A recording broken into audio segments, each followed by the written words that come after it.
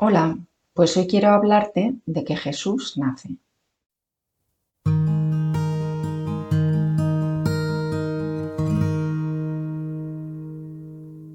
Dice Lucas 2:1-7. Aconteció pues en los días aquellos que salió un edicto de César Augusto para que se empadronase todo el mundo. Este empadronamiento primero tuvo lugar siendo Cirino gobernador de Siria.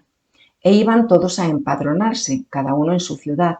José subió de Galilea, de la ciudad de Nazaret, a Judea, a la ciudad de David, que se llama Belén, por ser él de la casa y de la familia de David, para empadronarse con María, su esposa, que estaba encinta. Estando allí se cumplieron los días de su parto, y dio a luz a su hijo primogénito, y le envolvió en pañales y le acostó en un pesebre, por no haber sitio para ellos en el mesón. Bueno, pues ha llegado el tiempo en el que Jesús tiene que nacer. Y nos encontramos con que José y ella tienen que salir hasta Belén, que es donde nace Jesús, ¿no? Porque tienen que empadronarse.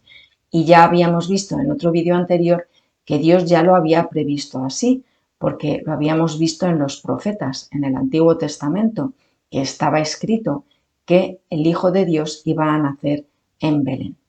Bueno, pues se marchan hacia Belén y dice la Escritura que estando allí se cumplieron los días de su parto y dio a luz a su hijo primogénito.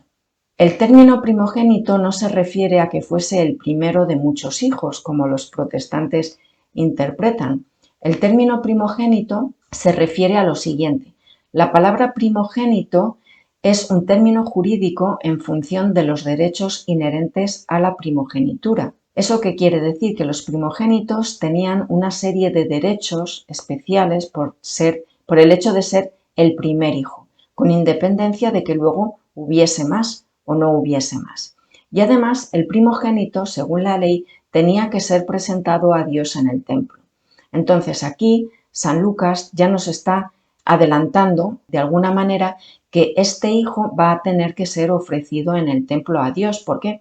Porque es el primogénito. Y dice la Escritura, además, que le envolvió en pañales y le acostó en un pesebre por no haber sitio para ellos en el mesón. Pues en este pedacito de texto tan corto nos encontramos con la humildad tan grande de Jesús, porque Dios en toda su grandeza, en lugar de enviar a su hijo a un palacio donde podía haber nacido con todas las comodidades, le envía a nacer sin tener nada, sin tener ni siquiera un lugar en el que nacer apropiadamente. Ni siquiera les dieron sitio en el mesón. Y además vemos también que, como ya había dicho en otro vídeo, Dios podía haber venido a este mundo ya siendo un adulto. No le hacía falta venir como un niño, no le hacía falta nacer de una mujer, y sin embargo Dios lo quiso así. En su humildad, Él quiso ser un hombre como todos los demás y nacer de una mujer como todos los demás y depender de una mujer como todos los demás, porque si María no le hubiese dado de comer, pues habría muerto, ¿no? Dios en sus planes estableció que una mujer diese a luz a su hijo y que una mujer lo criara. Confió en una mujer para el bienestar de su hijo. Y lo hizo con una mujer también humilde. Y luego él nació de una manera humilde. Nació sin nada, sin ni siquiera un sitio donde poder nacer. Y esto es también antesala de lo que va a decir Jesús luego durante su vida pública, cuando dice que él no tiene dónde reclinar la cabeza. Bueno, pues ese no tener dónde reclinar la cabeza ya comienza aquí, el día de su nacimiento, porque ni siquiera nace en su propia casa, no nace en un lugar propio, sino que nace de prestado en un pesebre, por no haber sitio para ellos en el mesón.